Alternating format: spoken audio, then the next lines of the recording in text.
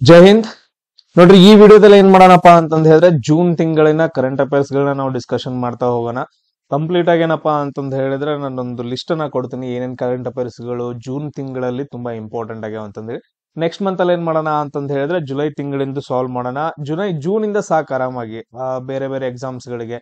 ಇವಾಗ ಯಾವ exams ಗಳಿದಾವ, RPF ಆಗಿರ್ಬೋದು, ಅದಾದ ನಂತರ MTS ಆಗಿರ್ಬೋದು, ಇವನ್ CGL ಗೂ ಕೂಡ ಏನಂತಂದ್ ಹೇಳಿದ್ರೆ ಯೂಸ್ ಆಗುತ್ತೆ. ತುಂಬಾ ಡೀಟೇಲ್ ಆಗಿ ನಾನು ಮಾಡ್ತಾ ಹೋಗ್ತೀನಿ. ನೋಡ್ರಿ, ಆಲ್ SSC ಎಕ್ಸಾಮ್ಸ್ ಗಳಿಗೆ ನಾನ್ ಮಾಡುವಂತಹ ಕರೆಂಟ್ ಅಫೇರ್ಸ್ ಗಳು ತುಂಬಾ ಇಂಪಾರ್ಟೆಂಟ್ ಆಗ್ತವೆ. ಎಲ್ಲಾ ಕಡೆ ಏನಂತಂದ್ ಹೇಳಿದ್ರೆ ಕಲೆಕ್ಷನ್ ಮಾಡ್ಕೊಂಡು ಹೇಳ್ತಾ ಇದ್ದೀನಿ. ಆಮೇಲೆ ಒಂದ್ ಏನಪ್ಪಾ ಅಂತಂದ್ ಹೇಳಿದ್ರೆ ಸಜೆಷನ್ ಅಂತ ಅನ್ಕೊಳ್ರಿ. ಇವಾಗ ಒಂದು 5 ನಿಮಿಷದ ವಿಡಿಯೋ ನೋಡ್ತೀರಾ, ನೋಡಿದ ನಂತರ ಓಕೆ ನನ್ಗೆ ಎಲ್ಲಾನು ಗೊತ್ತಾಯ್ತು ಅಥವಾ ಇದರಿಂದನೇ ಬರುತ್ತೆ ಅಂತಂದ್ ಹೇಳಿ ನೀವೇನ್ ಡಿಸೈಡ್ ಮಾಡ್ತಿರಲ್ಲ, ಅದು ರಾಂಗು. ಇವಾಗ ಹೇಳ್ತಾರ ಟಾಪ್ 100 ಏನಪ್ಪಾ ಅಂತಂದ್ ಹೇಳಿದ್ರೆ ಇವೆ ಅಂತಂದ್ ಹೇಳಿ. ಟಾಪ್ 100 ಕ್ವಶನ್ಸ್ ಇದರಿಂದಾನೇ ಬರುತ್ತೆ ಅಂತಂದ್ ಹೇಳಿ. ಸೊ ಈ ರೀತಿಯಾಗಿ ಬರುತ್ತಂತಂದ್ ಹೇಳಿದ್ರೆ ಅವ್ರ ವಿಡಿಯೋಸ್ ನೋಡಿದವ್ರು ಎಲ್ರು ಸೆಲೆಕ್ಷನ್ ಆಗ್ತಾರ, ಕ್ಲಿಯರ್ ಎಲ್ರಿಗೂ. ಬಟ್ ಆದ್ರೆ ನೀವೇನ್ ಮಾಡ್ಬೇಕು, ಆತರ ಆಗಂಗಿಲ್ಲ. ಲೈಫಲ್ಲಿ ಆತರ ಆಗೋದಿತ್ತು ಅಂತಂದ್ ಹೇಳಿದ್ರೆ ಯಾರು ಎಲ್ಲೋ ಇರ್ತಾರ.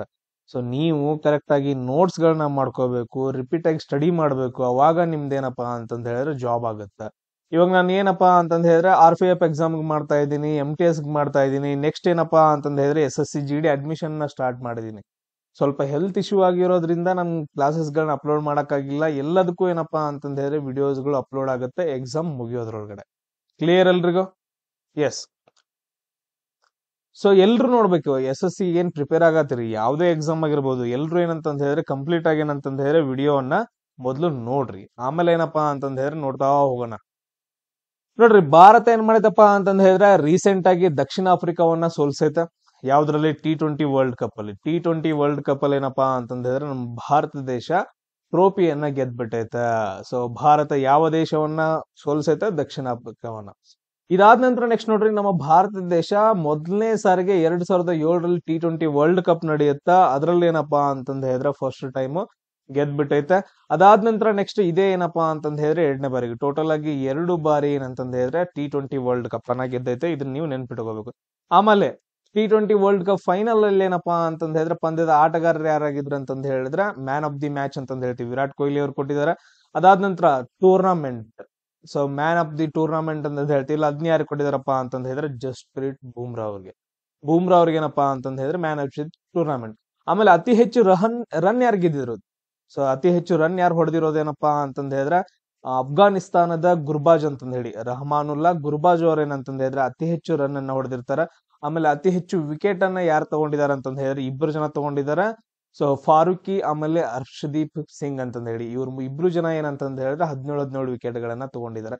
ಜಸ್ಟ್ ಇದ್ರ ಬಗ್ಗೆ ಏನಂತಂದ್ ಹೇಳಿದ್ರೆ ಮಾಹಿತಿ ಇರ್ಲಿ, ಯಾಕಂತಂದ್ ಹೇಳಿದ್ರೆ T20 ವರ್ಲ್ಡ್ ಕಪ್ ಅನ್ನ ನಮ್ ಇಂಡಿಯಾ ಗೆದ್ಕೊಂಡೈತೆ. ಆಮೇಲೆ ನೆಕ್ಸ್ಟ್ ನೋಡ್ರಿ, ನೆಕ್ಸ್ಟ್ ಏನಾಗೈತಿ ಸರ್? ಇಲೆಕ್ಷನ್ ಮುಗದೈತ್ರಿ. ಎಲ್ರಿಗೂ ಗೊತ್ತೈತೆ, ಇಲೆಕ್ಷನ್ ಟೈಮ್ ಅಲ್ಲಿ ಎಲ್ಲಾ ರಿಸಲ್ಟ್ಸ್ ಗಳು ಮುಂದೋದ್ವು, ಎಕ್ಸಾಮ್ಸ್ ಗಳು ಮುಂದೋದ್ವು, ಇಲೆಕ್ಷನ್ ಆಗೈತೆ. ಇಲೆಕ್ಷನ್ ಆದ ನಂತರ ನೆಕ್ಸ್ಟ್ ಏನಾಯ್ತು? ಕ್ಯಾಬಿನೆಟ್ ರಚನೆ ಆಗ್ಬೇಕು. ಕ್ಯಾಬಿನೆಟ್ ಕೂಡ ಏನಂತಂದ್ ಹೇಳಿದ್ರೆ ರಚನೆ ಆಗೈತೆ. ಅದ್ರ ಬಗ್ಗೆ ನಾನು ಕೊನೆದಾಗಿ ಏನಂತಂದ್ ಹೇಳಿದ್ರೆ ಡಿಸ್ಕಷನ್ ಮಾಡ್ತಾ ಹೋಗ್ತೀನಿ, ಯಾವ ಯಾವ ಮಂತ್ರಿಗಳು ಯಾವ್ಯಾವ್ದಕ್ ಸೆಲೆಕ್ಷನ್ ಆಗಿದಾರೆ ಅಂತಂದ್ ಹೇಳಿ. ನರೇಂದ್ರ ಮೋದಿ ಅವರು ಸೊ ಪ್ರಧಾನಿಯಾಗಿ ಏನಪ್ಪಾ ಅಂತಂದ್ ಹೇಳಿದ್ರೆ 3ನೇ ಬಾರಿಗೆ ಪ್ರಮಾಣ ವಚನ ಸ್ವೀಕಾರ ಮಾಡಿದಾರ. ಸೊ 3ನೇ ಬಾರಿಗೆ ಏನಂತಂದ್ ಹೇಳಿದ್ರೆ ಪ್ರಧಾನಿಯಾಗಿ ನರೇಂದ್ರ ಮೋದಿ ಅವರು ಏನಂತಂದ್ ಹೇಳಿದ್ರೆ ಪ್ರಮಾಣ ವಚನ ಸ್ವೀಕಾರ ಮಾಡಿದ್ದಾರೆ. ಇಲ್ಲಿ ನೋಡ್ರಿ, ಇವ್ರು ಯಾರಪ್ಪ ಅಂತಂದ್ ಹೇಳಿದ್ರೆ ರಾಷ್ಟ್ರಪತಿ ಅವರು, ದ್ರೌಪದಿ ಮುರ್ಮು ಅಂತಂದ್ ಹೇಳ್ತೀವಿ. ಸೊ ಇವ್ರು ನರೇಂದ್ರ ಮೋದಿ. ಇವ್ರು ಯಾರಪ್ಪ ಅಂತಂದ್ ಹೇಳಿದ್ರೆ ಜವಾಹರ್ಲಾಲ್ ನೆಹರು. ಇವ್ರನ್ನ ಯಾಕೆ ನೀವು ತಗೊಂಡ್ ಬಂದೆ? ಸೊ ನೋಡ್ರಿ, ನಮಗ್ ಭಾರತಕ್ಕ ಸ್ವತಂತ್ರ ಸಿಕ್ಕ ನಂತರ 1947ರಲ್ಲಿ ನಮಗ್ ಏನ್ ಭಾರತ ಸ್ವತಂತ್ರ ಸಿಗತ್ತ, ಅದಾದ ನಂತರ ನೆಕ್ಸ್ಟ್ ನಮ್ಗೆ ಏನಂತಂದ್ ಹೇಳಿದ್ರೆ ಇಲೆಕ್ಷನ್ ಗಳು ನಡೆಯಕ್ ಸ್ಟಾರ್ಟ್ ಆಗ್ತಾವ. ಇಲೆಕ್ಷನ್ ಗಳ ನಡೆದ ನಂತರ 1952ರಲ್ಲಿ ಏನಂತಂದ್ ಹೇಳಿದ್ರೆ ಕ್ಯಾಬಿನೆಟ್ ರಚನೆ ಆಗತ್ತೆ. 1952ರಿಂದ ಹಿಡ್ಕೊಂಡು 1957ರವರೆಗೂ ಏನಪ್ಪಾ ಅಂತಂದ್ ಹೇಳಿದ್ರೆ ಜವಾಹರ್ಲಾಲ್ ನೆಹರು ಅವರು ಭಾರತದ ಪ್ರಧಾನಿ ಆಗ್ತಾರೆ. ನೆಕ್ಸ್ಟ್ ಮತ್ತೆ ಇಲೆಕ್ಷನ್ ನಡೆಯುತ್ತಾ, ಮತ್ತೆ ಏನಪ್ಪಾ ಅಂತಂದ್ ಹೇಳಿದ್ರೆ ಅವರೇ ಗೆದ್ದು ಬರ್ತಾರ. ನೆಕ್ಸ್ಟ್ 1957ರಿಂದ ನೆಕ್ಸ್ಟ್ ಏನಪ್ಪಾ ಅಂತಂದ್ ಹೇಳಿದ್ರೆ 1962ರವರೆಗೂ. ಅಂದ್ರೆ ಟೋಟಲ್ ಆಗಿ 3 ಇಲೆಕ್ಷನ್ ಗಳಲ್ಲಿ 1952, 1957, 1962 3 ಚುನಾವಣೆಗಳಲ್ಲಿ ಏನಪ್ಪಾ ಅಂತಂದ್ ಹೇಳಿದ್ರೆ ಜವಾಹರ್ಲಾಲ್ ನೆಹರು ಅವ್ರು ಏನಂತಂದ್ ಹೇಳಿದ್ರೆ ಪ್ರಧಾನ ಮಂತ್ರಿ ಆಗಿರ್ತಾರೆ 3 ಸಾರಿಗೆ. ಸೊ ಅದನ್ನೇನಪ್ಪಾ ಅಂತಂದ್ ಹೇಳಿದ್ರೆ ಸಾಧನೆಯನ್ನ ಇವಾಗ ಇವರು ಸರಿಗಟ್ತಾರ. ಇದನ್ನೇನಪ್ಪಾ ಅಂತಂದ್ ಹೇಳಿ ನೀವು ನೆನ್ಪಿಟ್ಕೋಬೇಕು. ಆಮೇಲೆ ಜವಾಹರ್ಲಾಲ್ ನೆಹರು ಅಂತಂದ್ ಅಷ್ಟೇ ಅಂತಲ್ಲ, ಪ್ರಧಾನ ಮಂತ್ರಿಗಳು ಬೇರೆ ಬೇರೆ ಪ್ರಧಾನ ಮಂತ್ರಿಗಳು ಕೆಲವೊಂದು ಬುಕ್ಸ್ ಗಳನ್ನ ಬರೆದಿದ್ದಾರೆ. ಕೆಲವೊಂದೇನಪ್ಪಾ ಅಂತಂದ್ ಹೇಳಿದ್ರೆ ಬುಕ್ಸ್ ಗಳನ್ನ ಬರೆದಿದ್ದಾರೆ, ಅವುಗಳನ್ನ ನೋಡ್ಕೋಬೇಕು. ಆಮೇಲೆ ಇಂಡಿಯಾ ಅಂಡ್ ಪಾಕಿಸ್ತಾನ್, ಆಮೇಲೆ ಇಂಡಿಯಾ ಅಂಡ್ ಚೀನಾ ವಾರ್ಗಳು ನಡೆದಾಗ ಅವಾಗ ಪ್ರಧಾನಮಂತ್ರಿ ಯಾರಾಗಿದ್ರು, ರಾಷ್ಟ್ರಪತಿ ಅವರಾಗಿದ್ರು, ಆಮೇಲೆ ರಕ್ಷಣಾ ಮಂತ್ರಿ ಯಾರಾಗಿದ್ರು ಅಂತಂದ ಹೇಳಿ ಒಂದ್ ಸ್ವಲ್ಪ ನೀವು ಸೈಡ್ ಬರೆದಿಟ್ಕೊಡ್ರಿ. ನೋಡೋಣ ನೆಕ್ಸ್ಟ್ ಯಾವಾಗ ಟೈಮ್ ಬರುತ್ತಾ ಅವ್ ಡಿಸ್ಕಷನ್ ಮಾಡೋಣ.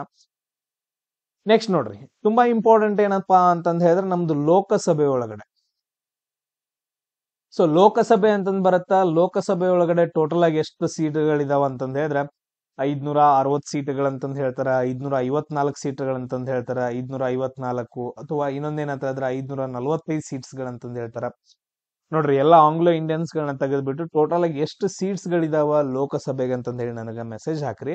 ಬಟ್ ಲೋಕಸಭೆಯ ರಚನೆ ಅಂತಂದ್ ಬಂತು ಅಂತಂದ್ ಹೇಳಿದ್ರೆ, ಲೋಕಸಭೆಯ ರಚನೆ ಅಂತ ಬಂತು ಅಂತಂದ್ ಹೇಳಿದ್ರೆ ಎಲ್ರು ಏನಪ್ಪಾ ಅಂತಂದ್ ಹೇಳಿದ್ರೆ ಚುನಾವಣೆ ಮೂಲಕ ಗೆದ್ದು ಹೋಗಿರ್ತಾರೆ. ಏನ್ ಮಾಡಿ ಹೋಗಿರ್ತಾರ? ಚುನಾವಣೆ ಮೂಲಕ ಗೆದ್ದು ಹೋಗಿರ್ತಾರ. ಈ ಲೋಕಸಭೆಗೆ ಏನಪ್ಪಾ ಅಂತಂದ್ ಹೇಳಿದ್ರೆ ಒಬ್ರು ಹೆಡ್ ಇರ್ತಾರ, ಅದನ್ನ ನಾವು ಸ್ಪೀಕರ್ ಅಂತ ಕರಿತೀವಿ. ಆರ್ಟಿಕಲ್ 93 ಅವ್ರ ಬಗ್ಗೆ ಹೇಳುತ್ತೆ. ಇಷ್ಟೊಂದು ಮಾಹಿತಿ ಇರ್ಲಿ. ಸೊ ಲೋಕಸಭೆಯಲ್ಲಿ ಏನ್ ಗೆದ್ದು ಹೋಗಿರ್ತಾರಲ್ಲ ಅವ್ರನ್ನೆಲ್ಲಾ ಸೇರ್ಬಿಟ್ಟು ಒಂದು ಕ್ಯಾಬಿನೆಟ್ ರಚನೆಯನ್ನ ಮಾಡ್ತಾರ. ಅದನ್ನ ಏನಂತಂದ್ ಹೇಳಿದ್ರೆ ನಾವು ಆಲ್ರೆಡಿ ಡಿಸ್ಕಷನ್ ಮಾಡಿದ್ವಿ. ಕ್ಯಾಬಿನೆಟ್ ಮಂತ್ರಿಗಳು ಯಾರು ಅಂತಂದ್ ಆಮೇಲೆ ಡಿಸ್ಕಷನ್ ಮಾಡೋಣ. ಟೋಟಲ್ ಆಗಿ ಏನಪ್ಪಾ ಅಂತಂದ್ ಹೇಳಿದ್ರೆ ಒಂದ್ ಪಕ್ಷ ಗೆದ್ದು ಬರ್ಬೇಕು, ಒಂದ್ ಪಕ್ಷ ಏನಂತಂದ್ ಹೇಳಿದ್ರೆ ಆಡಳಿತದ ಚುಕ್ಕಾಣಿಯನ್ನ ಹಿಡಿಬೇಕು ಅಂತಂದ್ ಹೇಳಿದ್ರೆ ಮಿನಿಮಮ್ ಎಷ್ಟಪ್ಪ ಅಂತಂದ್ ಹೇಳಿದ್ರೆ 286 ಅಥವಾ 280. ಟೋಟಲ್ ಆಗಿ ನೋಡ್ರಿ ಎಷ್ಟು ಸ್ಥಾನಗಳಪ್ಪ ಅಂತಂದ್ ಹೇಳಿದ್ರೆ 272 ಸ್ಥಾನಗಳನ್ನ ಗೆಲ್ಬೇಕು. 272 ಸ್ಥಾನ ಗೆತ್ತು ಅಂತಂದ್ ಹೇಳಿದ್ರೆ ಬೇರೆ ಯಾರು ಬೇಕಾಗಿಲ್ಲ, ಅವರೇ ಮೆಜಾರಿಟಿಯನ್ನ ಹೊಂದಿರ್ತಾರೆ, ಅವರೇ ಏನಂತಂದ್ ಹೇಳಿದ್ರೆ ಅಧಿಕಾರವನ್ನ ಹಿಡಿಬಹುದು. ಬಟ್ ಆದ್ರೆ ಈ ಸಾರಿ ಏನಾಗೈತೆ ಅಂತಂದ್ ಹೇಳಿದ್ರೆ ಬಿಜೆಪಿ ಅವರು 240 ಸ್ಥಾನಗಳನ್ನ ಗೆದ್ದಿದ್ರೆ. ಅದಕ್ಕೋಸ್ಕರ ಬೇರೆ ಬೇರೆ ಪಾರ್ಟಿಗಳ ಜೊತೆಗೆ ಒಂದು ಸಂಧಾನವನ್ನ ಮಾಡ್ಕೊಂಡು ಮೈತ್ರಿಕೂಟವನ್ನ ರಚನೆ ಮಾಡ್ಕೊಂಡು ಅವ್ರ ಏನಂತಂದ್ ಹೇಳಿದ್ರೆ ಆಡಳಿತವನ್ನ ಸ್ಟಾರ್ಟ್ ಮಾಡಿದ್ರೆ. ಇಷ್ಟು ಒಂದು ಪಾಯಿಂಟ್ ಅನ್ನ ನೆನ್ಪಿಟ್ಕೋಬೇಕು. ಬಟ್ ಆದ್ರೆ ಮೊದಲು ಏನಿತ್ತು 2019ರಲ್ಲಿ 303 ಸ್ಥಾನಗಳನ್ನ ಗೆದ್ದಿದ್ರು ಬಿಜೆಪಿ ಅವರು. ಅವಾಗ ಅವರೇ ಏನಂತಂದ್ ಹೇಳಿದ್ರೆ ಡೈರೆಕ್ಟ್ ಆಗಿ ಆಡಳಿತವನ್ನು ನಡೆಸ್ತಾ ಇದ್ರು. ಆಮೇಲೆ 2014ರಲ್ಲಿ 282 ಸ್ಥಾನಗಳನ್ನ ಗೆದ್ದಿದ್ರು. ಅವರೇ ಏನಪ್ಪಾ ಅಂತಂದ್ ಹೇಳಿದ್ರೆ ಡೈರೆಕ್ಟ್ ಆಗಿ ಅಧಿಕಾರವನ್ನ ರೂಪಿಸಿದ್ರು. ಬಟ್ ಆದ್ರೆ ಈ ಸಾರಿ 240 ಸ್ಥಾನಗಳೈತಿ. ಬೇರೆ ಬೇರೆ ಏನಂತಂದ್ ಹೇಳಿದ್ರೆ ಪಾರ್ಟಿಗಳ ಜೊತೆ, ಪಕ್ಷಗಳ ಜೊತೆಗೆ ಸೇರ್ಕೊಂಡು ಟೋಟಲ್ ಆಗಿ ಇವಾಗ ಎಷ್ಟು ಸ್ಥಾನಗಳಿದ್ದಾರೆ? 286 ಸ್ಥಾನಗಳ ಬಹುಮತದಿಂದ ಆಡಳಿತವನ್ನ ನಡೆಸ್ತಾ ಇದ್ದಾರೆ. ಇದೊಂದು ಒಂದು ನೆನ್ಪಿಡ್ಕೋಬೇಕು. ಯಾಕೆ ಈ ಸಾರಿ ಏನಪ್ಪಾ ಅಂತಂದ್ ಹೇಳಿದ್ರೆ ಚುನಾವಣೆ ನಡೆದೈತೆ. ಆಮೇಲೆ ನಿಮಗೊಂದು ಕ್ವಶನ್ ಏನಂತಂದ್ ಹೇಳಿದ್ರೆ ಇದನ್ನೆಲ್ಲರೂ ಮಾಡ್ಲೇಬೇಕು, ನಿಮಗ್ ನಾಲೆಜ್ ಜಾಸ್ತಿ ಆಗತ್ತೆ. ಕ್ವಶನ್ಸ್ ಗಳು ಹೆಂಗ್ ಬರ್ತಾವ ಅಂತಂದೇಳಿ. ಫಸ್ಟ್ ಟೈಮ್ ಚುನಾವಣೆ ಯಾವಾಗ ಆಯ್ತು ಅಂತ ನೋಡ್ರಿ, 1951ರಲ್ಲಿ ಚುನಾವಣೆ ಆಗೈತೆ. 1952ರಲ್ಲಿ ನಮ್ಗೇನಪ್ಪ 1952 ಎಸ್. ಅದಾದ ನಂತರ ಟೋಟಲ್ ಆಗಿ ಇಲ್ಲಿವರೆಗೂ ಎಷ್ಟು ಚುನಾವಣೆಗಳಾಗಿದಾವ, ಇಲ್ಲಿವರೆಗೂ ಏನಪ್ಪಾ ಅಂತಂದ್ ಹೇಳಿದ್ರೆ ಎಷ್ಟು ಚುನಾವಣೆಗಳಾಗಿದಾವ ಅಂತಂದ್ ಹೇಳಿ ನೀವು ನೆನ್ಪಿಟ್ಕೋಬೇಕು. ಸೊ ಒಂದೇನಂತಂದ್ ಹೇಳಿದ್ರೆ ಕ್ಯೂರಿಯಾಸಿಟಿ ಕ್ವಶನ್. ಎಷ್ಟನೇ ಕ್ವಶನ್ ನೋಡ್ರಿ, 17ನೇ ಲೋಕಸಭಾ ಚುನಾವಣೆನ ಅಥವಾ 18ನೇ ಲೋಕಸಭಾ ಚುನಾವಣೆನ ಅಂತಂದ್ ಹೇಳಿ. ಆಮೇಲೆ ನೆಕ್ಸ್ಟ್ ನೋಡ್ರಿ, QS ವರ್ಲ್ಡ್ ಯೂನಿವರ್ಸಿಟಿ ಅವ್ರು ಏನ್ ಮಾಡಿದಾರಪ್ಪ ಅಂತಂದ್ ಹೇಳಿದ್ರೆ ಒಂದು ರ್ಯಾಂಕಿಂಗ್ ಸಿಸ್ಟಮ್ ಅನ್ನ ಬಿಟ್ಟಿದ್ದಾರೆ. ಯೂನಿವರ್ಸಿಟಿಗಳು ಯಾವ ಯೂನಿವರ್ಸಿಟಿ ಟಾಪ್ ಐತೆ, ಯಾವ ಯೂನಿವರ್ಸಿಟಿ ವರ್ಲ್ಡ್ ಅಲ್ಲಿ ಟೋಟಲ್ ಆಗಿ ಏನಪ್ಪಾ ಅಂತಂದ್ ಹೇಳಿದ್ರೆ ಯಾವ ಯೂನಿವರ್ಸಿಟಿ ಟಾಪ್ ಐತೆ ಅಂತಂದ್ ಹೇಳಿ ಜಸ್ಟ್ ನೆನ್ಪಿಟ್ಕೊಳ್ರಿ. Cambridge university, so United States ಒಳಗಡೆ. So Massachusetts Institute of Technology ಅಂತಂದ್ ಹೇಳ್ಬಿಟ್ಟು MIT ಅಂತಂದ್ ಹೇಳ್ತೀವಿ.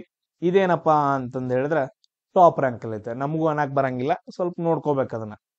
ಅದಾದ ನಂತರ ನೆಕ್ಸ್ಟ್ ನೋಡ್ರಿ, imperial college of London second ಅಲ್ಲಿ ಐತೆ. ಆಕ್ಸ್ಫರ್ಡ್ ಯೂನಿವರ್ಸಿಟಿ ಏನಪ್ಪಾ ಅಂತಂದ್ ಹೇಳಿದ್ರೆ 3rd ಪ್ಲೇಸ್ ಅಲ್ಲಿ ಐತೆ. ಆಮೇಲೆ ಹಾರ್ವರ್ಡ್ ಯೂನಿವರ್ಸಿಟಿ 4th ಪ್ಲೇಸ್ ಅಲ್ಲಿ. ನಮ್ದೆಲ್ಲ ಇಂಡಿಯಾದಲ್ಲಿ ಇದ್ರಲ್ಲಿ ಬರಂಗಿಲ್ಲ, ಟ್ರೈ ಮಾಡಬೇಕು. ನಮ್ಮವರು ಕೂಡ ಏನಂತಂದ್ ಹೇಳಿದ್ರೆ ಎಜುಕೇಶನ್ ಸಿಸ್ಟಮ್ ಅನ್ನ ಕಟ್ಟುನಿಟ್ಟಾಗಿ ಕೊಡಬೇಕು, ತುಂಬಾ ಸ್ಟ್ರಿಕ್ಟ್ ಆಗಿ ಕೊಡಬೇಕು. ಬಟ್ ಆದ್ರೆ ಅದೇ ರ್ಯಾಂಕ್ ಅಲ್ಲಿ ನಮ್ದು ಎಷ್ಟು ಸ್ಥಾನದಲ್ಲಿ ಇದಾವ ಅಂತಂದ್ ಹೇಳಿ ನೋಡ್ರಿ, 118ನೇ ಸ್ಥಾನದಲ್ಲಿ. ಇದೊಂದೇ ನೆನ್ಪಿಟ್ಕೊಳ್ರಿ, IIT college of Mumbai. So IIT college ಏನೈತಲ್ಲ ಮುಂಬೈದು, ಅದೇನಪ್ಪಾ ಅಂತಂದ್ ಹೇಳಿದ್ರೆ 118ನೇ ಸ್ಥಾನದಲ್ಲಿ ಐತೆ. ಆಮೇಲೆ 150ನೇ ಸ್ಥಾನದಲ್ಲಿ IIT college of Delhi, IIT college of Delhi ಐತೆ. ಇಷ್ಟೇನಂತಂದ್ ಹೇಳಿದ್ರೆ ಆಮೇಲೆ Indian Institute of Science Bengaluru 211ನೇ ಸ್ಥಾನದಲ್ಲಿ ಐತೆ. ಸೊ ನೋಡ್ಕೊಂಡು ಇಟ್ಕೊಳ್ರಿ, ಸ್ವಲ್ಪ ಅಲ್ಲೇ ಸ್ವಲ್ಪ ಸೈಡ್ಗೆ ಬರೆದು ಇಟ್ಕೊಳ್ರಿ. ಅದಾದ ನಂತರ ನೆಕ್ಸ್ಟ್ ನೋಡ್ರಿ, RBI ಬಗ್ಗೆ ಏನಪ್ಪಾ ಅಂತಂದ್ ಹೇಳಿದ್ರೆ ಬಹಳ ಅಂದ್ರೆ ಬಹಳ ಇಂಪಾರ್ಟೆಂಟ್ ಆಗತ್ತ. RBI ಗವರ್ನರ್ ಯಾರಿದ್ದಾರೆ ಇವಾಗ? ಶಕ್ತಿಕಾಂತ್ ದಾಸ್. RBI ಗವರ್ನರ್ ಯಾರಿದ್ದಾರೆ ಇವಾಗ? ಶಕ್ತಿಕಾಂತ್ ದಾಸ್ ಇದಾರ. ಆಮೇಲೆ ರೆಪೋ ರೇಟ್ ಎಷ್ಟ್ ಐತಂತಪ್ಪ ಅಂತಂದ್ ಹೇಳಿದ್ರೆ 6.5% ಐತ. ಇದು ಬಹಳ ಇಂಪಾರ್ಟೆಂಟ್. ನಮಗ್ ಕ್ವಶನ್ ಕೇಳ್ತಾರ, ರೆಪೋ ರೇಟ್ ಎಷ್ಟೈತಿ ಅಂತಂದ್ ಹೇಳಿ. ರೆಪೋ ರೇಟ್ ಎಷ್ಟೈತಿ? 6.5% ಐತೆ. ಆಮೇಲೆ ನೆಕ್ಸ್ಟ್ ನೋಡ್ರಿ, ತುಂಬಾ ಇಂಪಾರ್ಟೆಂಟ್, ಗವರ್ನರ್ ಯಾರು? ಶಕ್ತಿಕಾಂತ್ ದಾಸ್. ಮೊದಲನೇ ಗವರ್ನರ್ ಯಾರಾಗಿದ್ರು? ನಾನು ಕೇಳೋ ಕ್ವಶನ್ ಪ್ರತಿಯೊಂದು ಕ್ವಶನ್ಗೆ ಆನ್ಸರ್ಸ್ ಗಳನ್ನ ಹಾಕ್ರೋ ನಿಮ್ಗೆ ಎಲ್ಲಾನು ಕವರ್ ಆಗಿಬಿಡುತ್ತೆ. ಸ್ಟ್ಯಾಟಿಕ್ ಜಿಕೆನು ಕವರ್ ಆಗತ್ತಾ, ಕರೆಂಟ್ ಅಫೇರ್ಸ್ ಕವರ್ ಆಗತ್ತಾ, ನೀವು ಕರೆಂಟ್ ಅಫೇರ್ಸ್ ಜೊತೆಗೆ ಏನೇನ್ ಸ್ಟಡಿ ಮಾಡ್ಬೇಕು ಅನ್ನೋದು ಕವರ್ ಆಗತ್ತೆ. ನೋಡ್ರ ಗವರ್ನರ್ ಬಗ್ಗೆ ಹೇಳ್ತಾ ಇದ್ದೀನಿ. ಇವಾಗ ಯಾರು ಗವರ್ನರ್ ಇದಾರೆ? ಶಕ್ತಿಕಾಂತ್ ದಾಸ್ ಇದಾರೆ. RBI ಮೊದಲನ ಗವರ್ನರ್ ಯಾರಾಗಿದ್ರು? ಸೊ RBI ಮೊದಲ ಗವರ್ನರ್ ಯಾರಾಗಿದ್ರು ಅಂತಂದ್ ಹೇಳಿ ನನಗೊಂದು ಮೆಸೇಜ್ ಹಾಕಿ. ನಾನು ಆಲ್ರೆಡಿ ಡಿಸ್ಕಷನ್ ಮಾಡಿದೆ. ರೆಪೋ ರೇಟ್ ಎಷ್ಟೈತಪ್ಪ ಅಂತಂದ್ ಹೇಳಿದ್ರೆ 6.5% ಐತೆ. ಆಮೇಲೆ ನೆಕ್ಸ್ಟ್ ನೋಡ್ರಿ ಎಸ್ ಡಿ ಎಫ್ ಎಷ್ಟೈತಪ್ಪ ಅಂತಂದ್ ಹೇಳಿದ್ರೆ ಇದು 6.25% ಐತೆ. 6.25%. ಆಮೇಲೆ ನೆಕ್ಸ್ಟ್ ನೋಡ್ರಿ MSF ಎಷ್ಟೈತೆ? MSF ಅಂತಂದ್ ಹೇಳಿದ್ರೆ ಮಾರ್ಜಿನಲ್ ಸ್ಟ್ಯಾಂಡಿಂಗ್ ಫೆಸಿಲಿಟಿ. ಇವೆಲ್ಲ ಹಿಂಗಂದ್ರೆ ಹೆಂಗ್ರಿ ಅಂತಂದ್ ಹೇಳಿದ್ರೆ ನಾನು ಒಂದು ಕ್ಲಾಸ್ ಮಾಡಾಕ್ತೀನಿ RBI ಬಗ್ಗೆ. ಸೊ SDF ಅಂದ್ರೆ ಏನು, ರೆಪೋ ರೇಟ್ ಅಂದ್ರೆ ಏನು, ಅದ್ರ ಎಲ್ಲಾನು ಏನಂತಂದ್ ಹೇಳಿದ್ರೆ ಒಂದು ಕ್ಲಾಸ್ ಮಾಡಿ ಹಾಕ್ತೀನಿ. ಆಮೇಲೆ ನೆಕ್ಸ್ಟ್ ನೋಡ್ರಿ ರಿವರ್ಸ್ ರೆಪೋ ರೇಟ್ ತುಂಬಾ ಇಂಪಾರ್ಟೆಂಟ್ ಆಗುತ್ತೆ. ರಿವರ್ಸ್ ರೆಪೋ ರೇಟ್ ಈಗ ಆಲ್ರೆಡಿ ಏನ್ ಮಾಡಿದ್ವಿ? ರೆಪೋ ರೇಟ್ ಅಂತಂದ್ ಹೇಳಿದ್ವಿ. ಆಮೇಲೆ ರಿವರ್ಸ್ ರೆಪೋ ರೇಟ್ ಎಷ್ಟಪ್ಪ ಅಂತಂದ್ರೆ 3.35% ಐತೆ. ಎಷ್ಟೈತೆ? 3.35% ಐತೆ. ಆಮೇಲೆ CRR ಆಮೇಲೆ SLR ಇವನು ನೆನ್ಪಿಟ್ಕೋಬೇಕು. CRR ಎಷ್ಟು? 4.5. SLR ಎಷ್ಟಪ್ಪ ಅಂತಂದ್ ಹೇಳಿದ್ರೆ 18%. ಆಲ್ಮೋಸ್ಟ್ ಇವೆಲ್ಲ ಸೇಮ್ ಇರ್ತಾವ. CRR SLR ಯಾವಾಗ್ಲೂ ಚೇಂಜಸ್ ಆಗಂಗಿಲ್ಲ. ಬಟ್ ಅದ್ರ ರೆಪೋ ರೇಟು ತುಂಬಾ ಚೇಂಜಸ್ ಆಗ್ತಾ ಇರುತ್ತೆ. ಅವಾಗ ಅದನ್ನ ನೀವು ನೋಡ್ಕೋಬೇಕು. ಇದನ್ನೆಲ್ಲ ಏನಂತಂದ್ ಹೇಳಿದ್ರೆ ಸೈಡ್ಗೆ ಒಂದ್ ಕಡೆ ಬರ್ದಿಟ್ಕೊಡ್ರಿ. ಬಹಳ ಅಂದ್ರೆ ಬಹಳ ಇಂಪಾರ್ಟೆಂಟ್. RBI ಬಗ್ಗೆ ಏನಾದ್ರು ಕ್ವಶನ್ಸ್ ಬಂತು, ಎಕನಾಮಿಕ್ಸ್ ಬಗ್ಗೆ ಕ್ವಶನ್ಸ್ ಬಂತು ಅಂತಂದ್ ಹೇಳಿದ್ರೆ ಅದರಲ್ಲಿ ತುಂಬಾ ಇಂಪಾರ್ಟೆಂಟ್ ಆಗಿರೋ ಪಾಯಿಂಟ್ಸ್ ಗಳಿವೆ. ಕ್ಲಿಯರ್ ಎಲ್ರಿಗೂ? ಎಸ್, ಅದಾದ ನಂತರ ನೆಕ್ಸ್ಟ್ ನೋಡ್ರಿ ಟೋಟಲ್ ಆಗಿ ಆಲ್ರೆಡಿ ನಾನು SSC ಕ್ಲಾಸ್ ಮಾಡುವಾಗ ಡಿಸ್ಕಷನ್ ಮಾಡಿದೀನಿ. ಟೋಟಲ್ ಆಗಿ ಏನಪ್ಪಾ ಅಂತಂದ್ ಹೇಳಿದ್ರೆ ಟೆನ್ನಿಸ್ ಟೂರ್ನಮೆಂಟ್ಸ್ ಗಳಂತ ಬರ್ತಾವ. ಟೋಟಲ್ ಆಗಿ ಎಷ್ಟು ಟೆನ್ನಿಸ್ ಟೂರ್ನಮೆಂಟ್ಸ್ ಗಳಂತ ಬರ್ತಾವ? 4 ಟೆನ್ನಿಸ್ ಟೂರ್ನಮೆಂಟ್ ಗಳಂತಂದ್ ಬರ್ತಾವ. ಅದ್ರಲ್ಲಿ ತುಂಬಾ ಹಳೇದಾಗಿರೋದು ಯಾವ್ದಪ್ಪ ಅಂತಂದ್ ಹೇಳಿದ್ರೆ ವಿಂಬಲ್ಡನ್ ಟೆನ್ನಿಸ್ ಟೂರ್ನಮೆಂಟ್. ಇದೊಂದು ಮಂತ್ ಅಲ್ಲಿ ನಡೆಯುತ್ತೆ. ಅದಾದ ನಂತರ ನೆಕ್ಸ್ಟ್ ಯಾವ್ದಪ್ಪ ಅಂತಂದ್ ಹೇಳಿದ್ರೆ ತುಂಬಾ ಹಳೇದಿದು. ಅದಾದ ನಂತರ ನೆಕ್ಸ್ಟ್ ಯಾವ್ದು ಹಳೇದಂತ ನೀವು ಡಿಸ್ಕಷನ್ ಮಾಡ್ಬೇಕು, ನೀವು ನೋಡ್ಕೋಬೇಕು.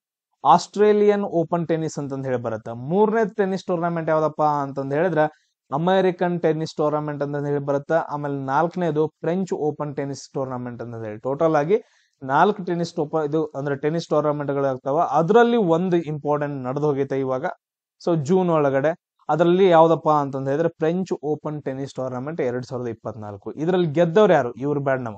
ಸೊ ಗೆದ್ದವ್ರು ಯಾರಪ್ಪ ಅಂತಂದ್ ಹೇಳಿದ್ರೆ ಹುಡುಗರಲ್ಲಿ ಕಾರ್ಲೋಸ್ ಅಲ್ಕಾರ್ಜ್ ಅಂತಂದೇಳಿ.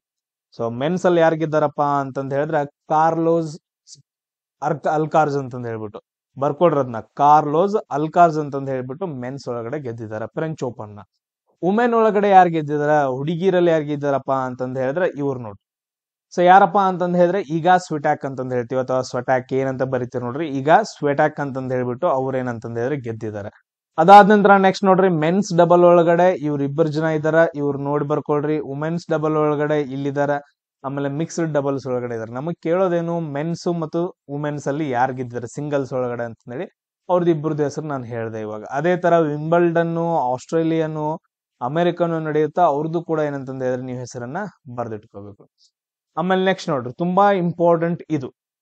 ಸೊ ಇಲ್ಲಿ ನೋಡ್ರಿ ಇನ್ಸ್ಟಿಟ್ಯೂಟ್ ಫಾರ್ ಎಕನಾಮಿಕ್ಸ್ ಅಂತಂದ್ ಹೇಳ್ತೀವಿ. ಅವರು ಏನಪ್ಪಾ ಅಂತಂದ್ ಹೇಳಿದ್ರೆ ಒಂದು ಜಾಗತಿಕ ಸೂಚ್ಯಂಕವನ್ನ ಬಿಡುಗಡೆ ಮಾಡಿದ್ದಾರೆ. GPI ಅಂತಂದ್ರೆ ಗ್ಲೋಬಲ್ ಪೀಸ್ ಇಂಡೆಕ್ಸ್ ಅಂತಂದೇಳಿ, ಜಾಗತಿಕ ಶಾಂತಿ ಸೂಚ್ಯಂಕ ಅಥವಾ ಗ್ಲೋಬಲ್ ಪೀಸ್ ಇಂಡೆಕ್ಸ್ 2024. ಕ್ಲಿಯರ್ ಎಲ್ರಿಗೂ? ಸೊ ಟೋಟಲ್ ಆಗಿ ಏನಂತಂದ್ ಹೇಳಿದ್ರೆ ಎಲ್ಲವನ್ನ ತಗೊಂಡು ಎಲ್ಲಾ ಪ್ರಾಂತ್ಯಗಳನ್ನ ಅದಾದ ನಂತರ ದೇಶಗಳನ್ನ ತಗೊಂಡು ಟೋಟಲ್ ಆಗಿ 163 ದೇಶಗಳನ್ನ ತಗೊಂಡಿದ್ದಾರೆ. Institute for economics and peace ಅಂತಂದ್ ಹೇಳ್ಬಿಟ್ಟು ಇವ್ರು ಏನ್ ಮಾಡಿದಾರ, ಒಂದು ಸೂಚ್ಯಂಕನ ಬಿಡುಗಡೆ ಮಾಡಿದ್ರು. ನಮಗ್ ತುಂಬಾ ಇಂಪಾರ್ಟೆಂಟ್. ನಾನು ಹೇಳ್ತೀನಿ ಗ್ಲೋಬಲ್ ಪೀಸ್ ಇಂಡೆಕ್ಸ್ ಅಂತಂದೇಳಿ. ಇದನ್ನ ಯಾರು ಬಿಡುಗಡೆ ಮಾಡಿದ್ರು? ಕ್ವಶನ್ ಕೇಳ್ತಾರೆ. ಯಾರು ಬಿಡುಗಡೆ ಮಾಡಿದ್ರು? ಯಾರು? Institute for economics and peace, IEP ಅವ್ರ ಏನಪ್ಪಾ ಅಂತಂದ್ ಹೇಳಿದ್ರೆ ಬಿಡುಗಡೆ ಮಾಡಿದ್ರು. ಒಂದು ಕ್ವಶನ್ ಆಗ್ಬೋದು. ಅದಾದ ನಂತರ ಟಾಪ್ ಯಾರಿದಾರ ಇಲ್ಲಿ ನೋಡ್ರಿ. ಜಾಗತಿಕ ಶಾಂತಿ ಸೂಚ್ಯಂಕ ಅಂತಂದ್ ಹೇಳಿದ್ರೆ ಇದ್ ಹೆಂಗ್ ಕಂಡು ಹಿಡಿತಾರ ಸರ್? ಅಲ್ಲಿ ದೇಶ ಹೆಂಗ್ ಅಭಿವೃದ್ಧಿ ಹೊಂದೈತಿ, ಆಮೇಲೆ ಅಲ್ಲಿ ಏನಾದ್ರು ಜಗಳಗಳಿದಾವೆನಾ, ಆಮೇಲೆ ಬೇರೆ ದೇಶಗಳ ಜೊತೆಗೆ ಬಾರ್ಡರ್ ಜಗಳಗಳಿದಾವೆನಾ, ಅಥವಾ ಟೆರರಿಸಂ ನಡೀತಾ ಐತನ, ಟೆರರಿಸಂ ಇಂದ ಎಷ್ಟು ಅಫೆಕ್ಟ್ ಆಗೈತಿ, ಅಲ್ಲಿ ಜನ ಎಷ್ಟು ಹ್ಯಾಪಿ ಆಗಿದಾರ, ಎಲ್ಲಾನು ನೋಡ್ತಾರ. ಅಲ್ಲಿ ಜಾಗತಿಕ ಅಭಿವೃದ್ಧಿ ಯಾವ ತರ ಆಗ್ತಾ ಐತೆ, ಬೇರೆ ದೇಶಗಳಿಂದ ಹೂಡಿಕೆ ಯಾವ ತರ ಆಗ್ತಾ ಐತೆ, ಸೊ ಎಲ್ಲವನ್ನ ಆದ್ಮೇಲೆ ಇಲ್ಲಿ ಎಜುಕೇಶನ್ ಯಾವ ತರ ನಡೀತಾ ಇತ್ತ, ಆಡಳಿತ ಯಾವ ತರ ನಡೀತಾ, ಪ್ರತಿಯೊಂದು ತಗೊಂಡ್ ಏನಂತಂದ ಹೇಳಿದ್ರೆ ಅವರು ಸೊ ಒಂದು ರ್ಯಾಂಕ್ ಅನ್ನ ಬಿಟ್ಟಿರ್ತಾರೆ. ಅದ್ರಲ್ಲಿ ಫಸ್ಟ್ ಯಾವ್ದಪ್ಪ ಅಂತಂದ ಹೇಳಿದ್ರೆ ಐಸ್ಲ್ಯಾಂಡ್. ಯಾವ ದೇಶ ತುಂಬಾ ಶಾಂತಿ ಆಗೈತಪ್ಪ ಅಂತಂದ ಹೇಳಿದ್ರೆ ಐಸ್ಲ್ಯಾಂಡ್ ದೇಶ. ಈ ದೇಶಕ್ಕೆ ಆರ್ಮಿ ಕೂಡ ಇಲ್ಲ. ಅಷ್ಟೊಂದು ಶಾಂತಿಯುತವಾಗಿರುವ ದೇಶ ಯಾವ್ದಪ್ಪ ಅಂತಂದ ಹೇಳಿದ್ರೆ ಐಸ್ಲ್ಯಾಂಡ್ ಅಂತಂದ ಹೇಳ್ತೀವಿ. ಸೆಕೆಂಡ್ ಲ್ಯಾಂಡ್ ಯಾವ್ದಂತ ಹೇಳಿದ್ರೆ ಐರ್ಲೆಂಡ್, ಥರ್ಡ್ ಯಾವ್ದಂತಂದ ಹೇಳಿದ್ರೆ ಆಸ್ಟ್ರೇಲಿಯಾ. ಇವನ್ 3 ನೆನ್ಪಿಟ್ಕೊಳ್ರಿ ಅಷ್ಟ. ಆಮೇಲೆ ನಮ್ಮ ಇಂಡಿಯಾದ ಪ್ಲೇಸ್ ಎಷ್ಟಪ್ಪ ಅಂತಂದ ಹೇಳಿದ್ರೆ 116ನೇ ಶಾಂತಿಯುತ ದೇಶ ನಮ್ದು. ನೋಡ್ರಿ ಎಲ್ಲಿಗೆ 116ನೇ ಶಾಂತಿಯುತ ದೇಶ ಯಾವ್ದಪ್ಪ ಅಂತಂದ ಹೇಳಿದ್ರೆ ನಮ್ಮ ಇಂಡಿಯಾ ಅಂತಂದ ಹೇಳ್ತೀವಿ. ಸೊ ಸ್ವಲ್ಪ ಮ್ಯಾಲ್ಗಡೆ ಬಂದೈತೆ. ಸೊ 5 ಸ್ಥಾನ ಏನಂತಂದ ಹೇಳಿದ್ರೆ ಜಾಸ್ತಿ ಆಗೈತೆ. ಸೊ ನೆನ್ಪಿಟ್ಕೊಡ್ರಿ. ಫಸ್ಟ್ ಯಾವ್ದು ಐಸ್ಲ್ಯಾಂಡ್. ನಮ್ಮ ಇಂಡಿಯಾದ ರ್ಯಾಂಕ್ ಎಷ್ಟಪ್ಪ ಅಂತಂದ ಹೇಳಿದ್ರೆ 116. ಈ 2 ಪಾಯಿಂಟ್ ಆದ್ರೂ ಏನಂತಂದ ಹೇಳಿ ನೆನ್ಪಿಟ್ಕೋಬೇಕು ಇದ್ರಲ್ಲಿ. ಕ್ಲಿಯರ್ ಎಲ್ರಿಗೂ? ಸೊ ಅದಾದ ನಂತರ ನೆಕ್ಸ್ಟ್ ನೋಡ್ರಿ ಕ್ವಶನ್. ಸೊ ಈಗ ರೀಸೆಂಟ್ ಆಗಿ ಏನಪ್ಪಾ ಅಂತಂದ ಹೇಳಿದ್ರೆ G7 ಶೃಂಗಸಭೆ ನಡೆದೈತೆ. ಎಲ್ಲಿ ನಡೆದೈತಪ್ಪ ಅಂತಂದ ಹೇಳಿದ್ರ ಇಟಲಿಯ ಅಪೂಲಿಯಾದಲ್ಲಿ ನಡೆದೈತೆ. ಎಲ್ಲಿ ನಡೆದೈತಪ್ಪ ಅಂತಂದ ಹೇಳಿದ್ರೆ ಅಪೂಲಿಯಾದಲ್ಲಿ ಏನಪ್ಪಾ ಅಂತಂದ ಹೇಳಿದ್ರ ನಡೆದೈತೆ. ತುಂಬಾ ಇಂಪಾರ್ಟೆಂಟ್. ಇದನ್ನ ಮೊದಲು ನಾವು ಏನಂತ ಕರಿತಿದ್ವಿ ಅಂತಂದ ಹೇಳಿದ್ರೆ G8 ಅಂತಂದ ಹೇಳ್ತಿದ್ವಿ. G8 ದೇಶಗಳು ಅಂತಂದ ಹೇಳ್ತೀವಿ. ತುಂಬಾ ಅಭಿವೃದ್ಧಿ ಆಗ್ತಿರೋದಾಗಿರ್ಬೋದು, ಅಭಿವೃದ್ಧಿ ಹೊಂದಿರೋ ದೇಶಗಳನ್ನ ಸೇರ್ಬಿಟ್ಟಿದ್ವು. ಯಾವ ದೇಶಗಳಿದಾವ? G8 ಇತ್ತು ಮೊದಲು. 2014ರಲ್ಲಿ ಏನಾಗತ್ತ ಅಂತಂದ ಹೇಳಿದ್ರ ರಷ್ಯಾ ದೇಶ ಏನಂತಂದ ಹೇಳಿದ್ರ ಬಿಟ್ಟೋಗತ್ತೆ. ರಷ್ಯಾ ದೇಶ ಏನಪ್ಪಾ ಅಂತಂದ ಹೇಳಿದ್ರ ಬಿಟ್ಟೋಗತ್ತೆ. ನನಗ್ ಬ್ಯಾಡ ಈ ಗ್ರೂಪ್ ಅಂತಂದ ಹೇಳಿ. ಇವಾಗ ಎಷ್ಟಿದಾವ ಅಂತಂದ ಹೇಳಿದ್ರ G7 ಇದಾವ. ಇವಾಗ ಎಷ್ಟಿದಾವ ಅಂತಂದ ಹೇಳಿದ್ರೆ G7 ಇದಾವ.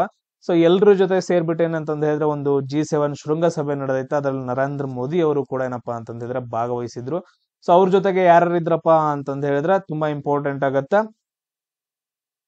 ಸೊ G7 ರಾಷ್ಟ್ರಗಳು ಯಾವ್ಯಾವ ನೋಡ್ರಿ? ಕೆನಡಾ, ಅದಾದ ನಂತರ ಯುನೈಟೆಡ್ ಸ್ಟೇಟ್ಸ್ ಆಫ್ ಅಮೆರಿಕಾ, ಅದಾದ ನಂತರ United Kingdom, Germany, France, Italy, ಆಮೇಲೆ ಜಪಾನ್, ಆಮೇಲೆ ನಮ್ದು ಇಂಡಿಯಾ ಅಂತಂದ ಹೇಳ್ತೀವಿ. ನೋಡ್ರಿ ಕರೆಕ್ಟ್ ಆಗಿ ಒಂದ್ಸರಿ. ಸೊ ಇವಾಗ ನಾನು ಹೇಳಿದ್ನಲ್ಲ, ಕೆನಡಾ ಆಗಿರ್ಬೋದು, ಅದಾದ ನಂತರ ನೆಕ್ಸ್ಟ್ ಫ್ರಾನ್ಸ್, ಆಮೇಲೆ ಜರ್ಮನಿ, ಆಮೇಲೆ ಇಟಲಿ, ಅದಾದ ನಂತರ ನೆಕ್ಸ್ಟ್ ಜಪಾನು. ಬರ್ಕೊಂಡ್ಬಿಡ್ರಿ ಇಲ್ಲಿ ಕೆನಡಾ, ಸೊ ಅದಾದ ನಂತರ France, Germany, Italy, Japan, United Kingdom. ಅಂದ್ರೆ ಇಲ್ಲಿ ನೋಡ್ರಿ ನಾವ್ ಹೇಳಿದ್ವಲ್ಲ ಲಂಡನ್ ಅಂತಂದ ಹೇಳ್ತೀವಿ ಅಥವಾ ಇಂಗ್ಲೆಂಡ್ ಅಂತಂದ ಹೇಳ್ತೀವಲ್ಲ, ಯುನೈಟೆಡ್ ಕಿಂಗ್ಡಮ್, ಆಮೇಲೆ United States of America, USA ಅಂತಂದ ಹೇಳ್ತೀವಿ, ಆಮೇಲೆ ಯುರೋಪಿಯನ್ ಯೂನಿಯನ್. ಸೊ ಇವೆಲ್ಲ ಏನಪ್ಪಾ ಅಂತಂದ ಹೇಳಿದ್ರ G7 ಪಾರ್ಟ್ ಆಗಿದಾವ. ನಮ್ಮ ಇಂಡಿಯಾ ಇಲ್ಲ, ನೆನ್ಪಿಟ್ಕೊಳ್ರಿ. ಇಂಡಿಯಾ ಏನಪ್ಪಾ ಅಂತಂದ ಹೇಳಿದ್ರೆ G7 ಸದಸ್ಯ ದೇಶ ಅಲ್ಲ. ಬಟ್ ಆದ್ರೆ ಅಲ್ಲಿ ಹೋಗಿ ಏನಪ್ಪಾ ಅಂತಂದ ಹೇಳಿದ್ರೆ ಅವ್ರ ಜೊತೆಗೆ ಸೇರ್ಬಿಟ್ಟು ದ್ವಿಪಕ್ಷೀಯ ಸಭೆಗಳನ್ನ ಯಾರು ನಡೆಸಿದಾರ ಅಂತಂದ ಹೇಳಿದ್ರೆ ಪ್ರಧಾನಿ ನರೇಂದ್ರ ಮೋದಿ ಅವರು ನಡೆಸಿದಾರೆ. ಆಮೇಲೆ ರಿಷಿ ಸುನಕ್, ಇವ್ರು ಯಾರು? ಇಂಗ್ಲೆಂಡ್ ನ ಯಾರು ನೋಡ್ರಿ ಇವ್ರು? ರಿಷಿ ಸುನಕ್. ತುಂಬಾ ಇಂಪಾರ್ಟೆಂಟ್ ಆಗ್ತಾರ ರಿಷಿ ಸುನಕ್. ಅದಾದ ನಂತರ ಫ್ರೆಂಚ್ ದೇಶದ ಫ್ರಾನ್ಸ್ದ ಅಧ್ಯಕ್ಷರು ಯಾರಿದ್ದಾರೆ ಇವಾಗ? ಇಮ್ಯಾನ್ಯುಯಲ್ ಮ್ಯಾಕ್ರಾನ್ ಅಂತಂದ ಹೇಳ್ಬಿಟ್ಟು. ಉಕ್ರೇನ್ ಅಧ್ಯಕ್ಷರು ಯಾರಿದಾರ? ಜೆಲ್ಸಿಂಕಿ. ಬಹಳ ಇಂಪಾರ್ಟೆಂಟ್ ಆಗತ್ತಾ ರಷ್ಯಾ ಮತ್ತು ಉಕ್ರೇನ್ ವಾರಗಳಂತಂದ ಹೇಳ್ಬಿಟ್ಟು. ಸೊ ಜೆಲ್ಸಿಂಕಿ ಅವರು. ಆಮೇಲೆ ರಷ್ಯಾದ ಯಾರಿದ್ದಾರೆ ಇವಾಗ? ಪುಟಿನ್. ರಷ್ಯಾದ ಯಾರಿದಾರಪ್ಪ ಅಂತಂದ ಹೇಳಿದ್ರೆ ಅಧ್ಯಕ್ಷರು ಪುಟಿನ್ ಇದಾರ. ಸೊ ಅದಾದ ನಂತರ ನೆಕ್ಸ್ಟ್ ಕ್ವಶನ್ ನೋಡ್ರಿ. 2024ರಲ್ಲಿ ಭಾರತದ ಪರಿಸರ ಕಾರ್ಯಕ್ಷಮತೆ ಎಷ್ಟು ಏನು ಅಂತಂದ ಹೇಳ್ಬಿಟ್ಟು ಅದನ್ನೊಂದೇನಪ್ಪಾ ಅಂತಂದ ಹೇಳಿದ್ರೆ ನಾವು ನೋಡ್ಕೋಬೇಕು ಸ್ವಲ್ಪ. ನೋಡ್ರಿ ತುಂಬಾ ಇಂಪಾರ್ಟೆಂಟ್ ಆಗತ್ತ. ಯಾಕಪ್ಪ ಅಂತಂದ ಹೇಳಿದ್ರೆ June 5 ನಾವ್ ಏನಂತ ಆಚರಣೆ ಮಾಡ್ತೀವಿ? ಪರಿಸರ ದಿನ ಅಂತಂದ ಹೇಳಿ ಆಚರಣೆ ಮಾಡ್ತೀವಿ, ಅಂತಾರಾಷ್ಟ್ರೀಯ ಪರಿಸರ ದಿನ ಅಂತಂದ ಹೇಳಿ. ಸೊ ಅದಕ್ಕೋಸ್ಕರ ಏನಪ್ಪಾ ಅಂತಂದ ಹೇಳಿದ್ರ ಎಲ್ ಮತ್ತು ಕೊಲಂಬಿಯಾ ಅಂತಂದ ಹೇಳಿ, ಎಲ್ ಮತ್ತು ಕೊಲಂಬಿಯಾ ವಿಶ್ವವಿದ್ಯಾಲಯಗಳು ಏನ್ ಮಾಡಿದಾರ ಅಂದ್ರೆ ಒಂದು ಸೂಚ್ಯಾಂಕವನ್ನ ಬಿಡುಗಡೆ ಮಾಡಿದಾರ ಪರಿಸರ ಕಾರ್ಯಕ್ಷಮತೆದು. ಸೊ ಎನ್ವಿರಾನ್ಮೆಂಟಲ್ ಏನಪ್ಪಾ ಅಂತಂದ ಹೇಳಿದ್ರೆ ಪರಿಸರ ಕಾರ್ಯಕ್ಷಮತೆ ಸೂಚ್ಯಾಂಕ ಅಂತಂದ ಹೇಳಿ EPI ಅಂತಂದ ಹೇಳ್ತೀವಿ. ಸರ್ಚ್ ಮಾಡಿರ್ಬೇಕಂದ್ರೆ EPI, ಎನ್ವಿರಾನ್ಮೆಂಟ್ ಪರ್ಫಾರ್ಮೆನ್ಸ್ ಇಂಡೆಕ್ಸ್ ಅಂತಂದ ಹೇಳ್ತೀವಿ. ಎನ್ವಿರಾನ್ಮೆಂಟ್ ಪರ್ಫಾರ್ಮೆನ್ಸ್ ಇಂಡೆಕ್ಸ್ ಅಂತಂದ ಹೇಳ್ತೀವಿ, ಪರಿಸರ ಕಾರ್ಯಕ್ಷಮತೆ ಸೂಚ್ಯಾಂಕ. 2024ರಲ್ಲಿ ನಮ್ಮ ಭಾರತ ದೇಶದ ಸ್ಥಾನ ಎಷ್ಟಪ್ಪ ಅಂತಂದ ಹೇಳಿದ್ರೆ 176. ನಾವು ಅಷ್ಟೊಂದು ಏನಂತಂದ ಹೇಳಿದ್ರೆ ಪರಿಸರವನ್ನ ಹಾಳು ಮಾಡ್ತಾ ಇದ್ದೀವಿ. ನಮ್ಮ ಭಾರತದ ಸ್ಥಾನ ಎಷ್ಟಪ್ಪ ಅಂತಂದ ಹೇಳಿದ್ರೆ ರ್ಯಾಂಕ್ ಎಷ್ಟ್ ಅಂತಂದ ಹೇಳಿದ್ರೆ 176ನೇ ಸ್ಥಾನದಲ್ಲಿ ಐತೆ. ಅಷ್ಟೊಂದ್ ಏನಂತಂದ ಹೇಳಿದ್ರೆ ಗಲೀಜ್ ಮಾಡಕತ್ತೇವ್ ನಾವು ಪರಿಸರವನ್ನ. ಬಟ್ ಆದ್ರೆ ನೋಡ್ರಿ ತುಂಬಾ ಏನಂತಂದ ಹೇಳಿದ್ರೆ ಪರಿಸರವನ್ನ ಕಾಪಾಡ್ಕೊಂಡು ಹೋಗ್ತಾ ಇರೋ ದೇಶಗಳು ಏನಂತಂದ ಹೇಳಿದ್ರೆ ಅಲ್ಲಿ ಜಾಸ್ತಿ ಪರಿಸರ ಮಾಲಿನ್ಯ ಆಗಂಗಿಲ್ಲ. ಈಗ ನೀವು ನೋಡಿರ್ಬೋದು, ಇಲ್ಲಿ ನಾನು ನಿಮ್ ಕೆಳಕಟ್ಟ ನೋಡ್ರಿ ಯಾವ್ದ್ರ ಮೇಲೆ ಸಿದ್ಧಪಡಿಸ್ತಾರೆ ಇವ್ರ ಸೂಚ್ಯಾಂಕವನ್ನ? ಗಾಳಿಯ ಗುಣಮಟ್ಟ, ಅಲ್ಲಿ ಜೈವಿಕ ವೈವಿಧ್ಯತೆ ಏನೈತಿ, ಆಮೇಲೆ ಹಸಿರುಮನೆ ಅನಿಲಗಳನ್ನ ಎಷ್ಟು ಹೊರಸೂಸ್ತಾರ ಅಂತಂದ ಹೇಳಿದ್ರೆ carbon dioxide, carbon monoxide, nitrous oxides, sulphur ಆಕ್ಸೈಡ್ಸ್ಗಳು. ಸೊ ಇವುಗಳನ್ನ ಎಷ್ಟು ಅವ್ರು ಹೊರಸೂಸ್ತಾ ಇದಾರೆ ಕೈಗಾರಿಕೆಗಳಿಂದ, ಆಮೇಲೆ ಫೀಲ್ಡ್ ಗಳಿಂದ ಎಷ್ಟು ಬರ್ತಾ ಇದೆ, ಪರಿಸರ ಎಷ್ಟು ಕಾಪಾಡ್ಕೊಂಡಿದಾರ, ಕಾಡುಗಳು ಎಷ್ಟಿದಾವ, ಎಲ್ಲಾನು ಏನಂತಂದ ಹೇಳಿದ್ರೆ ವೈವಿಧ್ಯತೆಯನ್ನ ನೋಡ್ಕೊಂಡು ಒಂದು ಸೂಚ್ಯಾಂಕವನ್ನ ಬಿಡುಗಡೆ ಮಾಡಿರ್ತಾರೆ. ಅದ್ರಲ್ಲಿ ಫಸ್ಟ್ ಸ್ಥಾನ ಯಾವ್ದೈತಪ್ಪ ಅಂತಂದ ಹೇಳಿದ್ರೆ ಎಸ್ಟೋನಿಯಾ ಅಂತಂದ ಹೇಳ್ತೀವಿ. ಎಸ್ಟೋನಿಯಾದವ್ರು ಏನಪ್ಪಾ ಅಂತಂದ ಹೇಳಿದ್ರೆ ಮೊದಲನೇ ಸ್ಥಾನದಲ್ಲಿ ಇದ್ದಾರೆ. ಎರಡನೇದೇನಪ್ಪಾ ಅಂತಂದ ಹೇಳಿ ಲಕ್ಸೆಂಬರ್ಗ್ದವರು. ಸೊ 2ನೇ ಸ್ಥಾನ. 3ನೇ ಸ್ಥಾನದಲ್ಲಿ ಯಾರಪ್ಪ ಅಂತಂದ ಹೇಳಿದ್ರೆ ಜರ್ಮನಿ. ನಮ್ಮ ಭಾರತದ ಸ್ಥಾನ ಎಷ್ಟಂತಂದ ಹೇಳಿದ್ರೆ 176. ಸೊ ಅದಾದ ನಂತರ ನೆಕ್ಸ್ಟ್ ನೋಡ್ತಾ ಹೋಗೋಣ. ಮತ್ತೆ ಯಾವ್ದೈತಪ್ಪ ಅಂತಂದ ಹೇಳಿದ್ರೆ ತುಂಬಾ ಇಂಪಾರ್ಟೆಂಟ್ ನಳಂದ ಯೂನಿವರ್ಸಿಟಿ ಬಗ್ಗೆ. ನಳಂದ ಯೂನಿವರ್ಸಿಟಿ ಬಗ್ಗೆ ಏನಪ್ಪಾ ಅಂತಂದ ಹೇಳಿದ್ರೆ ಒಂದು ಕ್ವಶನ್ ಐತೆ, ಅದನ್ನ ಡಿಸ್ಕಷನ್ ಮಾಡೋಕ್ಕಿಂತ ಮುಂಚೆ ನಾನು ನಿಮ್ ಬಗ್ಗೆ ನೋಡ್ತೀನಿ ನೋಡ್ರಿ. ಸೊ ನಳಂದ ವಿಶ್ವವಿದ್ಯಾಲಯವನ್ನ ಕಟ್ಟಿಸಿದವರು ಯಾರಪ್ಪ ಅಂತಂದ ಹೇಳಿದ್ರೆ ಗುಪ್ತ ಸಾಮ್ರಾಜ್ಯದ ದೊರೆಯಾದ ಕುಮಾರಗುಪ್ತ. ಸೊ ಕುಮಾರಗುಪ್ತ ಏನ್ ಮಾಡ್ತಪ್ಪ ಅಂತಂದ ಹೇಳಿದ್ರೆ ನಳಂದ ವಿಶ್ವವಿದ್ಯಾಲಯವನ್ನ ಸ್ಥಾಪನೆ ಮಾಡ್ತಾರ. ಸ್ಥಾಪನೆ ಮಾಡಿ ಆದ ನಂತರ ಏನಂತಂದ ಹೇಳಿದ್ರೆ ಇದಕ್ಕೇನಂತಂದ ಹೇಳಿದ್ರೆ ಹುಯೆನ್ಸಾಂಗ್ ಅವರು ಏನಂತಂದ ಹೇಳಿದ್ರೆ ಭೇಟಿ ನೀಡ್ತಾರ. ಅಲ್ಲಿ ಹಲವಾರು ಜನರು ಏನಂತಂದ ಹೇಳಿದ್ರೆ ವಿದ್ಯೆಯನ್ನ ಕೊಡ್ತಿರ್ತಾರೆ. ಇವನ್ ಎಷ್ಟೋ ಗುರುಗಳು ಏನಂತಂದ ಹೇಳಿದ್ರೆ ವಿದ್ಯಾದಾನವನ್ನ ಮಾಡ್ತಿರ್ತಾರೆ. ನಳಂದ ವಿಶ್ವವಿದ್ಯಾಲಯ ಅಂತಂದ ಹೇಳಿ ಗುಪ್ತ ಸಾಮ್ರಾಜ್ಯದ ದೊರೆಯಾದ ಕುಮಾರಗುಪ್ತ ಏನ್ ಮಾಡ್ತಾನ ಅಂದ್ರೆ ಇದನ್ನ ಕಟ್ಟಿಸ್ತಾನೆ. ಅದಾದ ನಂತರ ಹರ್ಷವರ್ಧನ ಏನಪ್ಪಾ ಅಂತಂದ ಹೇಳಿದ್ರೆ ಅದಕ್ಕೆ ತುಂಬಾ ಸಹಾಯವನ್ನ ಮಾಡ್ತಾನ. ಅದನ್ನು ಕೂಡ ಏನಂತಂದ ಹೇಳಿದ್ರೆ ನೀವು ಇತಿಹಾಸದೊಳಗಡೆ ಕಲ್ತಿದ್ರಿ. ಬಟ್ ಆದ್ರೆ ಇದನ್ನ ಕೊಳ್ಳೆ ಹೊಡೆದವನ್ ಯಾರು? ಇದನ್ನ ನೆಲಸಮ ಮಾಡದವನ್ ಯಾರಪ್ಪ ಅಂತಂದ ಹೇಳಿದ್ರೆ ಒಬ್ಬ ಕ್ರೂರಿ ಏನಂತಂದ ಹೇಳಿದ್ರೆ ದಂಡೆತ್ತಿ ಬರ್ತಾರಲ್ಲ, ಯಾರು ಬಂದಿರ್ತಾರ ಅವಾಗ? ತುಂಬಾ ಇಂಪಾರ್ಟೆಂಟ್. ನಮ್ಮ ಭಾರತ ದೇಶಕ್ಕೆ ಏನಂತಂದ ಹೇಳಿದ್ರೆ 2 ಜನ ಬರ್ತಾರ. ಒಬ್ನ ಯಾರಂತಂದ ಹೇಳಿದ್ರೆ ಮೊಹಮ್ಮದ್ ಗಜ್ನಿ ಅಂತಂದ ಹೇಳ್ತೀವಿ. ಟೋಟಲ್ ಆಗಿ 17 ಬಾರಿ ಬರ್ತಾನ. ಅದಾದ ನಂತರ ನೆಕ್ಸ್ಟ್ ಬರ್ತಾನ ಯಾರಪ್ಪ ಅಂತಂದ ಹೇಳಿದ್ರೆ ಮೊಹಮ್ಮದ್ ಗೋರಿ. ಮೊಹಮ್ಮದ್ ಗೋರಿ ಏನ್ ಮಾಡ್ತಾನ ಅಂತಂದ ಹೇಳಿದ್ರೆ ಪೃಥ್ವಿರಾಜ್ ಚೌಹಾನ್ನ 2 ಯುದ್ಧದಲ್ಲಿ ಸೋಲಿಸ್ತಾನ. 1191, 1192 ತರಾಯಿನ್ ಯುದ್ಧಗಳಲ್ಲಿ. ಮೊದಲನೇ ತರಾಯಿನ್ ಯುದ್ಧದಲ್ಲಿ ಪೃಥ್ವಿರಾಜ್ ಚೌಹಾನ್ ಗೆಲ್ತಾನ. ಬಟ್ ಅದ್ರ 2ನೇ ತರಾಯಿನ್ ಯುದ್ಧದಲ್ಲಿ ಮೊಹಮ್ಮದ್ ಗೋರಿ ಪೃಥ್ವಿರಾಜ್ ಚೌಹಾನ್ನ ಸೋಲಿಸಿ ಕೊಂದಾಕ್ಬಿಡ್ತಾನ. ಮರ್ಸಿ ತೋರಿಸ್ಬಾರ್ದು, ಅದಕ್ಕೆ ಯಾರಿಗೂ ಕ್ಷಮೆಯನ್ನ ಕೊಡಬಾರ್ದು. ಒನ್ಸ್ ಫಸಕ್ಟ್ ನೋಡ್ರಿ, ಒಂದ್ಸರಿ ಏನಂತಂದ ಹೇಳಿದ್ರೆ ಕ್ಷಮಾದಾನ ಕೊಟ್ಟ ಹೋಗಿ ಬದುಕೋಗ್ಲಿ ಅಂತಂದ ಹೇಳಿದ್ರೆ 2ನೇ ಸರಿ ಬಂದ್ಬಿಟ್ಟು ಕೊಂದ. ಇಂಥವ್ರು ನಂಬಿ ಏನ್ ಮಾಡ್ತೀರಿ? ಎಸ್. ಅದಾದ ನಂತರ ನೆಕ್ಸ್ಟ್ ಏನ್ ಮಾಡ್ತಾನ ಅಂತಂದ ಹೇಳಿದ್ರೆ ತುಂಬಾ ಇಂಪಾರ್ಟೆಂಟ್. ಮೊಹಮ್ಮದ್ ಗೋರಿ ಅವ್ಗೆ ಇರಾಕ್ ಆಗದೆ ಒಬ್ಬನನ್ನ ಏನಂತಂದ ಹೇಳಿದ್ರೆ ಈ ಕಡೆ ಸೈಡ್, ಉತ್ತರ ಭಾರತದ ಈ ಕಡೆ ಸೈಡ್ ಏನಂತಂದ ಹೇಳಿದ್ರೆ ನೇಮಿಸ್ತಾನ. ಅವನೇ ಯಾರಂತಂದ ಹೇಳಿದ್ರೆ ಐಬಕ್. ಗುಲಾಮಿ ಸಂತತಿಯವನ್ನ ಸ್ಥಾಪನೆ ಮಾಡಿದವರು ಕುತುಬುದ್ದೀನ್ ಐಬಕ್. ಇನ್ನೊಬ್ನ ಏನಪ್ಪಾ ಅಂತಂದ ಹೇಳಿದ್ರೆ ಈ ಕಡೆ ಸೈಡ್ ಏನಂತಂದ ಹೇಳಿದ್ರೆ ದಾಳಿ ಮಾಡಕ್ ಕಳಿಸ್ತಾನ. ಅವನ ಯಾರಪ್ಪ ಅಂತಂದ ಹೇಳಿದ್ರೆ ಬಕ್ತಿಯಾರ್ ಖಿಲ್ಜಿ. ನೋಡ್ರಿ, ಮೊಹಮ್ಮದ್ ಇವನಲ್ಲ, ಅಲ್ಲಾವುದ್ದೀನ್ ಖಿಲ್ಜಿ ಅಲ್ಲ, ಇವನ್ ಬೇರೆ, ಬಕ್ತಿಯಾರ್ ಖಿಲ್ಜಿ. ಇವನ್ ಏನ್ ಮಾಡ್ತಾನ ಅಂತಂದ ಹೇಳಿದ್ರೆ ಆ ಟೈಮಲ್ಲಿ ನಳಂದ ವಿಶ್ವವಿದ್ಯಾಲಯದ ಮೇಲೆ ದಾಳಿ ಮಾಡಿ ಅದನ್ನ ನೆಲಸಮ ಮಾಡ್ತಾನ. ಅದನ್ನ ಏನಂತಂದ ಹೇಳಿದ್ರೆ ಧ್ವಂಸ ಮಾಡ್ತಾನ ಬಕ್ತಿಯಾರ್ ಖಿಲ್ಜಿ. ಅದಾದ ನಂತರ ನೆಕ್ಸ್ಟ್ ನರೇಂದ್ರ ಮೋದಿ ಅವ್ರ ಏನ್ ಮಾಡ್ತಾರಪ್ಪ ಅಂತಂದ ಹೇಳಿದ್ರೆ ಅವರ ಆಡಳಿತ ಇದ್ದಾಗ ಸೊ ಬಿಹಾರದ ಎಲ್ಲೈತಿ ನಳಂದ ವಿಶ್ವವಿದ್ಯಾಲಯ, ಅದು ಬೇಕಲ್ಲ ಬಿಹಾರ್ ಒಳಗಡೆ, ಬಿಹಾರ್. ಸೊ ಅಲ್ಲಿ ಏನಂತಂದ ಹೇಳಿದ್ರೆ ಪುರಾತನ ಅವಶೇಷಗಳನ್ನ ಎಲ್ಲಾನು ಏನಂತಂದ ಹೇಳಿದ್ರೆ ಸ್ಟೋರ್ ಮಾಡೋಕೆ, ಮತ್ತೆ ಏನಂತಂದ ಹೇಳಿದ್ರೆ ನಳಂದ ವಿಶ್ವವಿದ್ಯಾಲಯದ ಹೆಮ್ಮೆಯನ್ನ ಎಲ್ಲಾ ಕಡೆ ಸ್ಪ್ರೆಡ್ ಮಾಡೋಕೆ ಹೊಸ ಕ್ಯಾಂಪಸ್ ಅನ್ನ ಕಟ್ಟಿಸ್ತಾರ. ಅದ್ರ ಉದ್ಘಾಟನೆಯನ್ನ ಜೂನ್ 19ನೇ ತಾರೀಕು ನರೇಂದ್ರ ಮೋದಿ ಅವರು ಮಾಡಿದಾರ. ಕ್ಲಿಯರ್ ಎಲ್ರಿಗೂ? ಸೊ ಮತ್ತೆ ಏನಂತಂದ ಹೇಳಿದ್ರೆ ನಳಂದ ವಿಶ್ವವಿದ್ಯಾಲಯ ಮೊದಲು ಹೆಂಗಿತ್ತು ಹಂಗೆ ಏನಂತಂದ ಹೇಳಿದ್ರೆ ಮತ್ತೆ ಕಟ್ಟಿದಾರೆ ಇವಾಗ. ಕ್ಲಿಯರ್ ಎಲ್ರಿಗೂ? ನರೇಂದ್ರ ಮೋದಿ ಅವರು ಅದ್ರ ಬಗ್ಗೆ ಏನಂತಂದ ಹೇಳಿದ್ರೆ ನಿಮ್ಗೆ ಕ್ವಶನ್ಸ್ ಗಳ ಕೇಳ್ಬೋದು. ಅದಾದ ನಂತರ ನೆಕ್ಸ್ಟ್ ನೋಡ್ರಿ ತುಂಬಾ ಇಂಪಾರ್ಟೆಂಟ್ ಇನ್ನೊಂದು ಬರುತ್ತೆ, ಗ್ಲೋಬಲ್ ಎನರ್ಜಿ ಟ್ರಾನ್ಸಿಷನ್ ಇಂಡೆಕ್ಸ್ ಅಂತಂದೇಳಿ.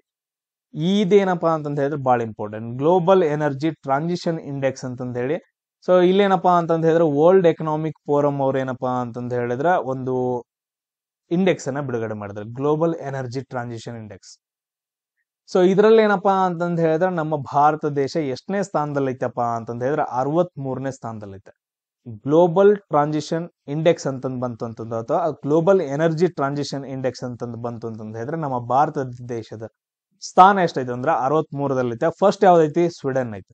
ಸೆಕೆಂಡ್ ಯಾವ್ದೈತಿ? ಡೆನ್ಮಾರ್ಕ್. ಮೂರನೇದು ಯಾವ್ದಪ್ಪ ಅಂತಂದ ಹೇಳಿದ್ರೆ ಫಿನ್ಲ್ಯಾಂಡ್ ಅಂತಂದ ಹೇಳಿ. ನಮ್ದೆಷ್ಟು? 63ನೇ ಸ್ಥಾನ. ಇದು ಫೋಟೋ ಓಲ್ಡ್ ಫೋಟೋ ಹಾಕಿದೇನ್ರಪ್ಪ, ಓಲ್ಡ್ ಫೋಟೋ ಇದು. ಮೊದ್ಲು ಎಷ್ಟಿತ್ತು ಅಂತಂದ ಹೇಳಿದ್ರೆ 67ನೇ ಸ್ಥಾನ ಆಯ್ತು, ಇವಾಗ 63ನೇ ಸ್ಥಾನ ಆಯ್ತು. ಇಲ್ಲಿ ನೋಡ್ರಿ 67ನೇ ಸ್ಥಾನ ಆಯ್ತು ಮೊದಲು, ಇವಾಗ ನಮ್ಮ ಭಾರತ ದೇಶದ ಎಷ್ಟಂತಂದ ಹೇಳಿದ್ರೆ 63ನೇ ಸ್ಥಾನದಲ್ಲಿ ಐತೆ. ಇದೇನಂತಂದ ಹೇಳಿ ನೆನ್ಪಿಟ್ಕೊಡ್ರಿ. ಚೀನಾ ರ್ಯಾಂಕಿಂಗ್ ಎಷ್ಟೈತೆ ಅಂತಂದ ಹೇಳಿದ್ರೆ 20 ಐತಿ. ಆಮೇಲೆ ನಮ್ದು ಇಂಡಿಯಾದ ಬಗ್ಗೆ ನೋಡ್ಕೊಂಡ್ರಿ, ಇಷ್ಟ ಬಗ್ಗೆ ನೋಡ್ಕೋಬೇಕಷ್ಟ. ಅಂದ್ರೆ ಹೆಂಗಂತಂದ ಹೇಳಿದ್ರೆ ನಮ್ಮ ಭಾರತ ದೇಶದಲ್ಲಿ ಎನರ್ಜಿ ಯಾವ ಮೂಲದಿಂದ ಬರ್ತಾವ? ಈಗ ನೋಡಿ, ಜಲ ಮೂಲದಿಂದ ಬರುತ್ತ, ಗಾಳಿದಿಂದ ಬರುತ್ತ, ಕಲ್ಲಿದ್ದಲದಿಂದ ಬರುತ್ತ, ಆಮೇಲೆ ಅಣುಸ್ಥಾವರಗಳಿಂದ ಬರ್ತಾವ. ಎಲ್ಲಾನು ಸೇರ್ಬಿಟ್ಟು ನಮ್ಮ ಭಾರತ ದೇಶದಲ್ಲಿ ಎನರ್ಜಿ ಟ್ರಾನ್ಸಿಷನ್ ಯಾವ ತರ ಐತೆ, ಅದನ್ನ ಯಾವ ತರ ಯೂಸ್ ಮಾಡ್ಕೊಂತಿದೀವಿ, ಅದಕ್ಕೆ ಎಷ್ಟು ಭದ್ರತೆ ಕೊಡ್ತಾ ಇದೀವಿ, ಸುಸ್ಥಿರತೆ ಎಷ್ಟೈತೆ, ಎನರ್ಜಿ ನಮ್ಮ ಬೇರೆ ದೇಶದಿಂದ ನಾವು ತಗೊಂತಾ ಇದೀವ ಇಲ್ವಾ, ಎಲ್ಲಾನು ಏನಂತಂದ ಹೇಳಿದ್ರೆ ನೋಡ್ಕೊಂಡು ಒಂದು ರ್ಯಾಂಕ್ ಅನ್ನ ಬಿಡುಗಡೆ ಮಾಡಿರ್ತಾರೆ. ಯಾರು? ವರ್ಲ್ಡ್ ಎಕನಾಮಿಕ್ ಫೋರಂ ಅವರು. ಅದನ್ನೇ ನಾವು ಗ್ಲೋಬಲ್ ಎನರ್ಜಿ ಟ್ರಾನ್ಸಿಷನ್ ಇಂಡೆಕ್ಸ್ ಅಂತಂದ ಹೇಳ್ತೀವಿ. ಮೊದಲನೇ ಸ್ಥಾನ ಸ್ವೀಡನ್ ಇತ್ತು ಅಂದ್ರೆ ನಮ್ಮ ಭಾರತ ದೇಶದ ಸ್ಥಾನ 63 ಐತೆ. ಇಷ್ಟೇನಂತಂದ ಹೇಳಿದ್ರೆ ಇವು ಎರಡಾದ್ರೂ ನೀವು ನೆನ್ಪಿಟ್ಕೋಬೇಕು. ಆಮೇಲೆ ವರ್ಲ್ಡ್ ಎಕನಾಮಿಕ್ ಫೋರಂ ಬಗ್ಗೆ ನಾನು ನಿಮ್ಗೆ ಸ್ವಲ್ಪ ಹೇಳ್ಕೊಳ್ತೀನಿ. 1971ರಲ್ಲಿ ಏನಪ್ಪಾ ಅಂತಂದ ಹೇಳಿದ್ರೆ ಇದನ್ನ ಸ್ಥಾಪನೆ ಮಾಡಿದ್ದಾರೆ. ಇದರದ್ದು ಕೆಲಸ ಏನು? ಸೊ ಏನಾದ್ರೂ ಏನಪ್ಪಾ ಅಂತಂದ ಹೇಳಿದ್ರೆ ಗ್ಲೋಬಲ್ ಜೆಂಡರ್ ಗ್ಯಾಪ್ ರಿಪೋರ್ಟ್, ಅದನ್ನು ಕೂಡ ನಾನು ನೆಕ್ಸ್ಟ್ ಹೇಳ್ತೀನಿ, ಅದನ್ನು ಕೂಡ ಬಿಟ್ಟಿದ್ದಾರೆ. ಆಮೇಲೆ ಕಾಂಪಿಟೇಟಿವ್ನೆಸ್ ಎಷ್ಟೈತೆ ಗ್ಲೋಬಲ್ ಒಳಗಡೆ, ಆಮೇಲೆ travel, tourism report, IT report, ಆಮೇಲೆ ನೆಕ್ಸ್ಟ್ ಚಾಲೆಂಜಸ್ ಗಳು ಏನೇನಿದಾವ, ನಮ್ಮ ಪ್ರಪಂಚದಲ್ಲಿ ಚಾಲೆಂಜಸ್ ಗಳು ಏನೇನಿದಾವ ಎಲ್ಲವನ್ನು ಏನಂತಂದ ಹೇಳಿದ್ರೆ ಸ್ಟಡಿ ಮಾಡಿ ಈ ತರ ಚಾಲೆಂಜ್ ಗಳಿದಾವ, ಈ ತರ ನಿಮ್ ಪರ್ಫಾರ್ಮೆನ್ಸ್ ಐತೆ ಅಂತಂದ ಹೇಳಿ ಹೇಳುವಂತಹ ಒಂದು ಸಂಸ್ಥೆ ಏನಪ್ಪಾ ಅಂತಂದ ಹೇಳಿದ್ರೆ ವರ್ಲ್ಡ್ ಎಕನಾಮಿಕ್ ಫೋರಂ ಅಂತಂದ ಹೇಳ್ತೀವಿ. ಅದನ್ನ ಯಾರಂತ ಸ್ಥಾಪನೆ ಮಾಡಿದ್ರಂತ ಬೇಡ, ಸ್ಥಾಪನೆ ಮಾಡಿದವ್ರು ಇವರು ಕ್ಲಾಸ್ ಕಾಬ್ ಅಂತಂದ ಹೇಳ್ಬಿಟ್ಟು. ಬಟ್ ಆದ್ರೆ 1971ರಲ್ಲಿ ಇದು ಸ್ಥಾಪನೆ ಆಗತ್ತೆ. ಇಷ್ಟು ಪಾಯಿಂಟ್ಸ್ ಗಳನ್ನ ನೀವು ಕ್ಲಿಯರ್ ಮಾಡ್ಕೋಬೇಕು. ಇವಾಗ ನಾನು ಎಷ್ಟು ಡಿಸ್ಕಷನ್ ಮಾಡ್ದಾಗ ಗೊತ್ತಿಲ್ಲ, ಬಟ್ ಅವ್ರು ಇನ್ನೂ ಕೂಡ ಏನಪ್ಪಾ ಅಂತಂದ ಹೇಳಿದ್ರೆ 50-60 ಪಾಯಿಂಟ್ಸ್ ಗಳಿದಾವ, ಅವುಗಳ ಬಗ್ಗೆ ನಾನು ಡಿಸ್ಕಷನ್ ಮಾಡಬೇಕು. ನೆಕ್ಸ್ಟ್ ಇನ್ನೊಂದು ಸಣ್ಣ ವಿಡಿಯೋ ನಾನು ಮಾಡಾಕ್ತೀನಿ. ಯಾಕಂದ್ರೆ ಒಂದೇ ವಿಡಿಯೋ 1 hour ಆಯ್ತಂದ್ರೆ ಎಲ್ಲರೂ ನೋಡಂಗಿಲ್ಲ. ಪಾರ್ಟ್ 1 ಪಾರ್ಟ್ 2 ಅಂತಂದ ಹೇಳಿ ಒಂದು 3-4 ವಿಡಿಯೋಸ್ಗಳನ್ನ ಮಾಡಾಕ್ತೀನಿ, ಅವುಗಳನ್ನ ಕಂಪ್ಲೀಟ್ ಆಗಿ ನೋಡ್ಕೊಡ್ರಿ. ನೆಕ್ಸ್ಟ್ ಕ್ಲಾಸ್ ಅಲ್ಲಿ ಸಿಗೋಣ. ಜೈ ಹಿಂದ್.